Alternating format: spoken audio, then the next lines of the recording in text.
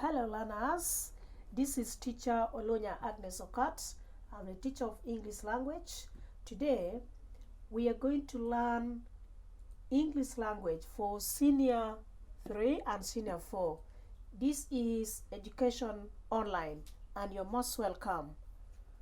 My dear learners of senior 3 and 4, there is what we call creative writing and functional writing. Today we are going to concentrate on that part which is functional writing. And under functional writing, yet we have so many topics. For instance, we have letter writing, minutes recording, reports writing, even curriculum vitae is still under functional writing. But for our lesson of today, we are only going to look at one functional writing. That is how to make a formal speech. How to make a formal speech. What you should know is that a formal speech is the written speech. That's why I want to teach you how to write it. But the informal speech is the spoken speech, or the one that is verbal in nature. We are going to concentrate mainly on the written speech. But we will not do away with the oral speech, because a written speech is the final work of the oral speech. Now, let us start our lesson by looking at what a speech is, or making a speech is. A speech, my dear learners, is when a speaker is delivering a message to non-audience. A speech, or making a speech, means making a speech is making a speech is delivering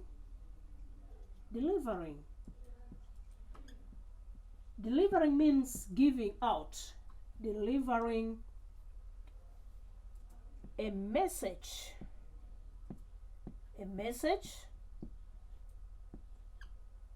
by a speaker to the audience.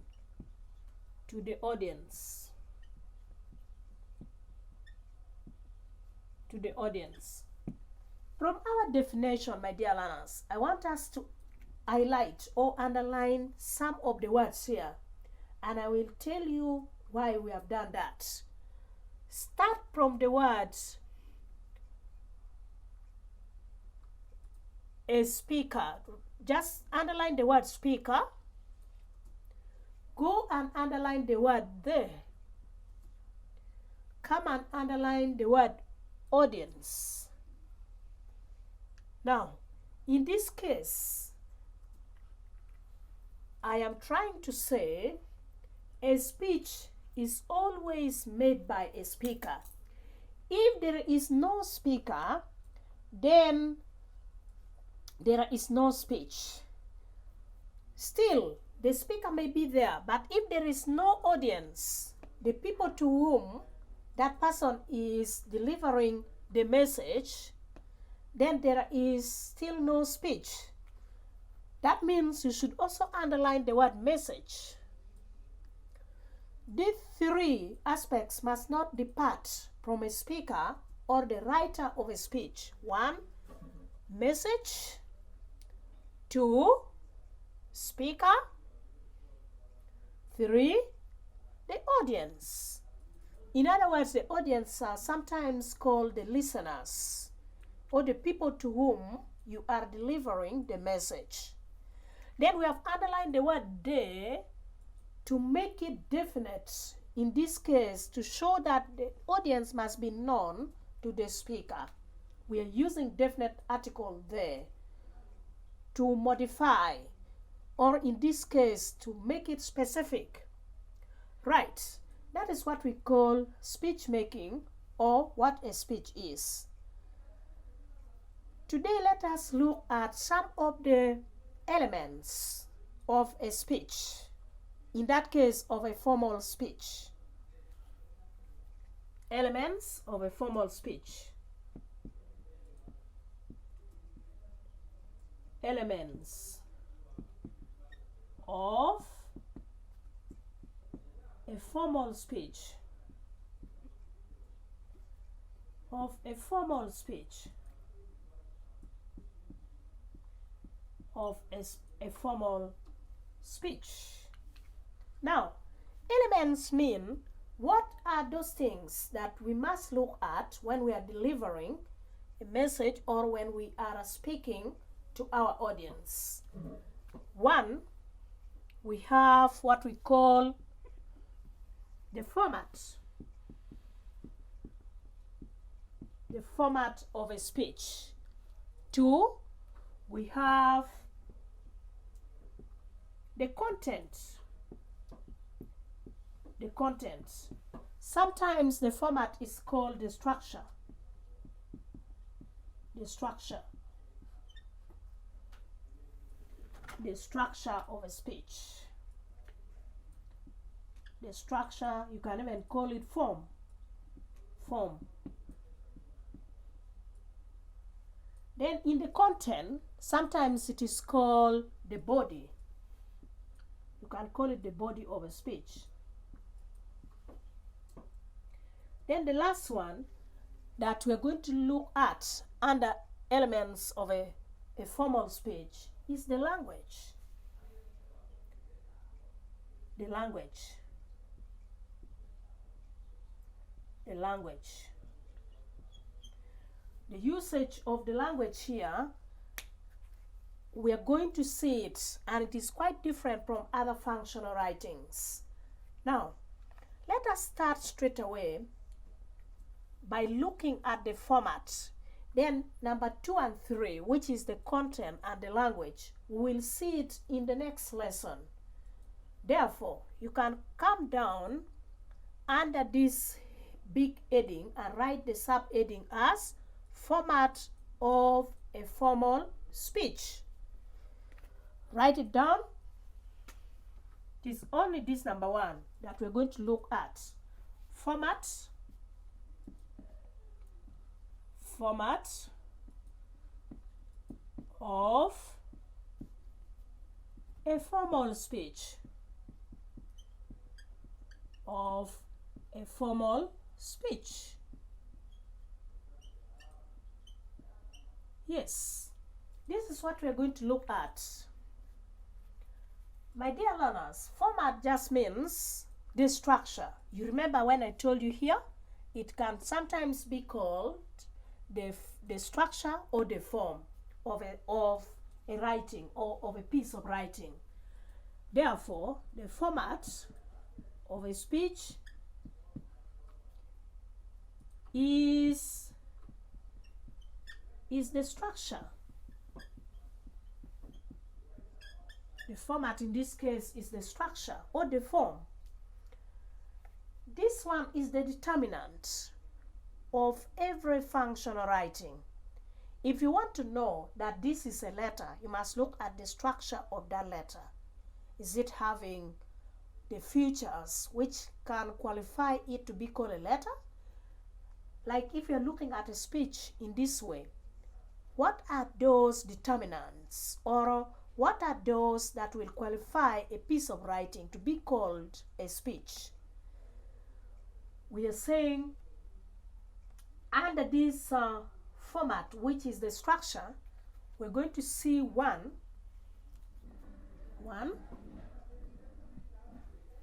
the heading.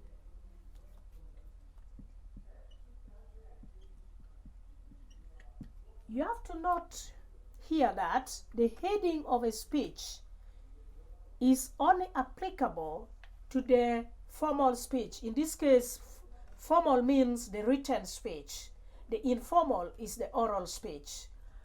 You cannot bring the heading of a speech in an oral speech. Therefore, you cannot say This is the heading of my speech. I'm going to speak about this.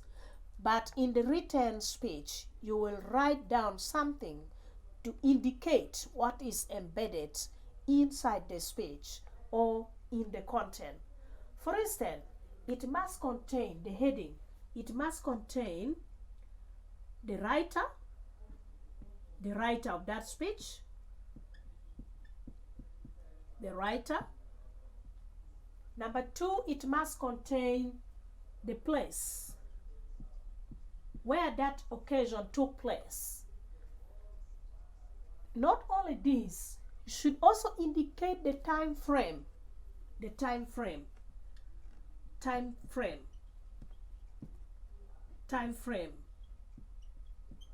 When you made this speech or when you wrote it. Time frame here, my dear learners, may not be specific on the date, but what was that period about? Was it an independence celebration? Was it Women's Day? Was it Girl Child Education Day? Or was it village celebration of the chief? Therefore, you should include the time frame. For instance, look at this heading, and I'm going to write it in capital letter. A speech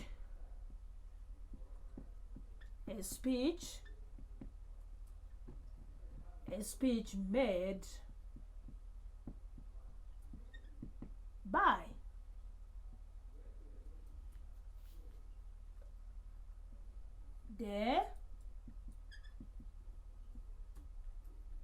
by the head girl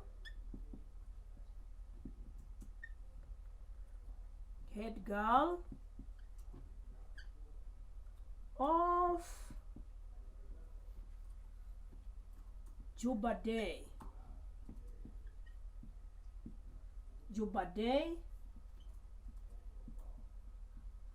during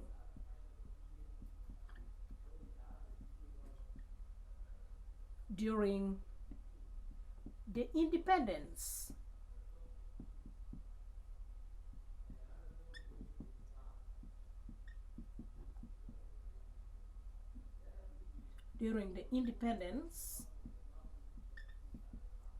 celebration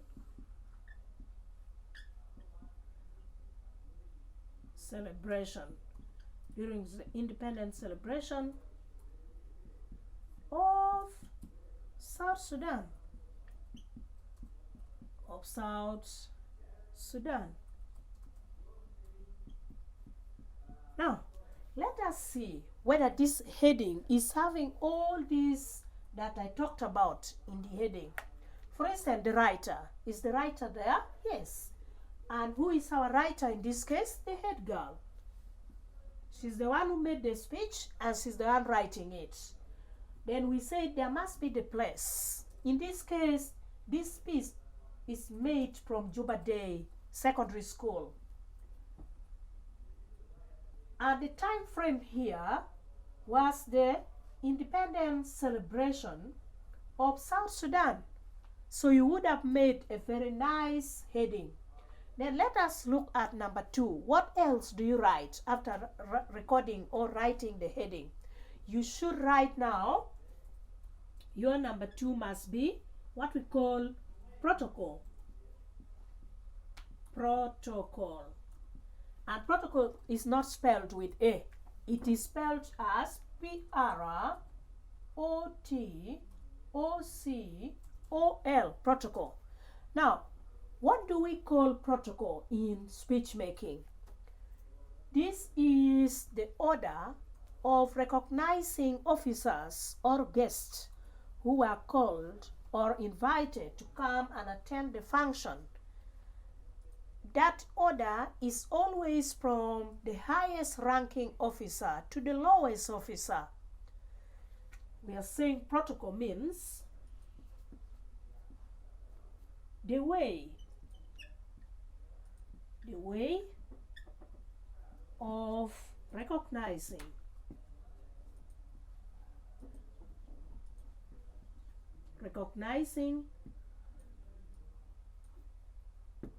the invited officers.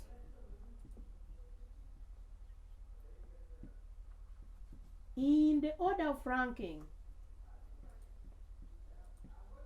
in the order of ranking. Right. Now, how do we do this? I've already told you that it is done from the highest ranking officer to the lowest ranking officer. For instance, if the president attended that function and other ministers plus the governors or even other politicians, maybe opinion leaders, the students themselves, the teachers, even the community of Juba Day Secondary School, then the highest ranking person in that function becomes the president of the Republic of South Sudan. Therefore, you should start by mentioning his title. You may not even mention his name, but if you know his name very well, then you have to mention his title plus the name. But the name is optional. So if you know that the president of South Sudan is this person, then you have to mention his name plus the title. Now, let us assume in this meeting of the independence celebration, this function rather, the president was accompanied by some ministers, governors, and other people who work in his office. Then you will start by saying, I recognize the presence of the president of South Sudan, all the ministers, deputy ministers, maybe if all the 5 vices were around, you can also mention them immediately after the president. Then you follow in that order. You come to the governors up to the school authority. Then you respect them in that manner. That's what we call the protocol. There is something which is attached to this protocol. There is a phrase called ladies and gentlemen. This phrase must not depart from you. We always say at the end of this protocol as ladies and gentlemen, because if by mistake you might have missed out some officer or you did not mention the title of that officer, the word ladies and gentlemen is still formal enough to make them please and know that you have recognized their presence. Yes, after these two, the heading and the protocol, you must come down and now write number 3, still under format. Number 3, always, immediately after doing this, you should come and greet the people. Salutation. Number 3. Greetings. Greetings. In this case, this audience, they are greeted in the formal way. So you should avoid, we're going to see it when we come to look at language. You should avoid informal way of greeting. Don't say, how are you? But you can only greet the people during the function or the audience by using the time frame. If it is morning, you can say, dear ladies and gentlemen, good morning. If it is afternoon, in that manner. If it is evening, still, you have to observe the time. If it is function which takes place always at night, like maybe parties, birthday parties and others, then you will have to say good evening still, because it will still be late evening. So you have to be very careful here and the greeting. After you have already written the heading, you have recognized the protocol, you have greeted the audience or the listeners, come down under number 4 and introduce yourself. Never begin to speak when your audience do not know you. Here, you have to introduce your name plus the title. Who are you in that capacity? Now, let us see here. You will have to use singular form of name. Don't say my name's Ara, Kidem, Grace, Agnes. Or don't say my name's Ara, Kidem, Wani, Flavia, this and that. Because you think you have very many names. You only have to say, my name is. So here you will have to use singular form. Say, my name is. My name is. Then you introduce yourself. Don't use plural. Don't say, my name's are. This is wrong English. Don't even say, I am cold. I am cold. Unless if you are a religious leader. If you are a religious leader, whatsoever religion, whether you are a Christian, Muslim, or any other form of religion, then you have the right to say, I am cold. That is when you are a leader. If you are sick, you have to say, I am Sheikh Musa Khalil. If you are a bishop, you have to say, I am called His Grace Bishop this and this and this. Then you mention your name. But if you're not a clergyman or woman, then you don't need to say I am called. Right. There is what we call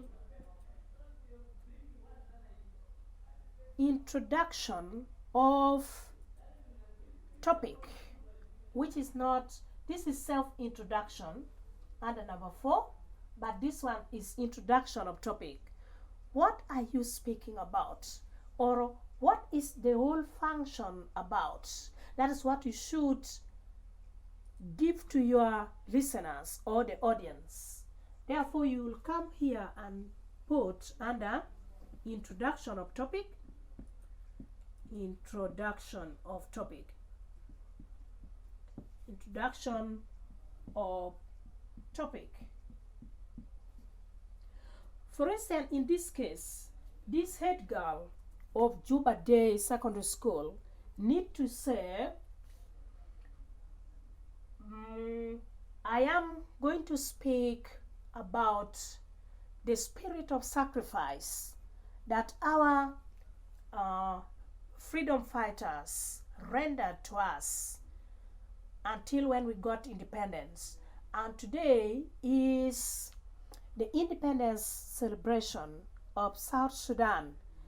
It was on this day that we were let free from the people who colonized us. So you have to be frank and tell the audience or your listeners what the whole day is all about. Do not take it for granted and say, I think when they were invited, they saw it in the letter or in whichever form of invitation, they are aware today is Independence Day. No. As a good speaker or a good writer of a speech, you have to include this introduction of topic before you begin to speak. Later, you will come and now deliver your speech and speak about what you have introduced in number 5. Then we have what we call the last part of the format, which always come after this content, after the content. The last part of the format is also very important. Never leave your speech without conclusion or without concluding. Without conclusion, then that speech will remain a naked speech. Therefore, our last format is the conclusion. Conclusion.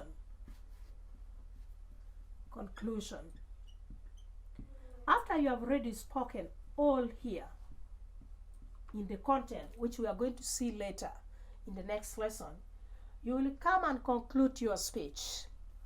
And in the conclusion, my dear learners, do not introduce yourself again.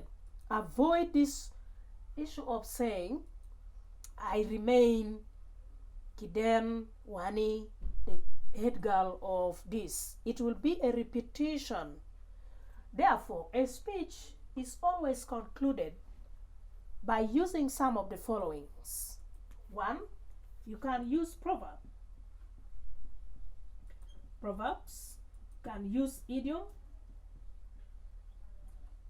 You can use motto, slogan. You can even use jokes. But let me tell you something about this. If you want to use proverb, this proverb must be connected to the general purpose of the speech or of the function. In this case, all these proverbs should be connected to the topic which you introduce about the sacrifice of the freedom fighters. If you want to use idiom, still should be connected to that, just like motto and the slogan. Even jokes, if you want to joke, then you should joke like a person who is aware of the topic of discussion in this case. So with this, my dear learners of Senior 3 and 4, there is one last thing under this, which is called wishing the listeners well. Here you can even conclude your speech by wishing your audience good luck. You can say, I thank you so much for your cooperation during my speech, or I thank you for listening. Have a safe journey, or God bless you. You can choose a better way of concluding your speech. Then you would have known now the structure. So let me give you an overview of what the format of a speech is. Today, we looked at what a speech is, and it's still here. It's just delivering a message by a speaker to the audience. Then we came and said that a speech is having about 3 elements, which these elements are the format or the structure. I also told you that there is what we call content and the body, or the body. There is also the last one, which is the language. But for today, we only looked at number 1, which is the format or the structure. In the format, I told you clearly, my dear learners, that the number 1 is always the heading of the speech. If it is written speech, in that case, then number 2, come immediately and write the protocol. Observe recognize the presence of the people who came for that function. Then number 3, you should come and greet the listeners or the people who came to attend that function, and you must greet in a formal way. Don't say, how are you guys? But you can say, good morning, my dear ladies and gentlemen. Then our number 4 was self-introduction, and I want you on not using pluralization of names. Don't say my name's Ara. And I also told you, don't use the phrase I am called, unless if you are a religious leader, like maybe the bishops, reverend, sisters, brothers, and those who work in the church. Or if at all you are a Muslim cleric or any other form of religion, then you are free to use this. We came and looked at our second last, which was introduction of topic. Said for a good speaker must introduce the topic and give the general overview of that occasion. Not only that, I went on lastly to explain to you that you must be a good learner by always summarizing your speech, not only speech, all the functional writings must be summarized and it is concluded. In this case, a speech, my dear learners, is concluded by either using proverbs which are connected to the topic of that day. You can also use idiom, motto, slogan, or jokes. But I told you clearly, if you choose one, don't write the other. So sometimes I find when students have written all these as conclusion, this one will take almost 5 to 6 paragraphs on the conclusion. Yet a speech must be short in that nature. So I thank you so much. I believe with this you have now got it right. God bless you. I'm teacher Olonya Agnes Okot. Bye-bye for today.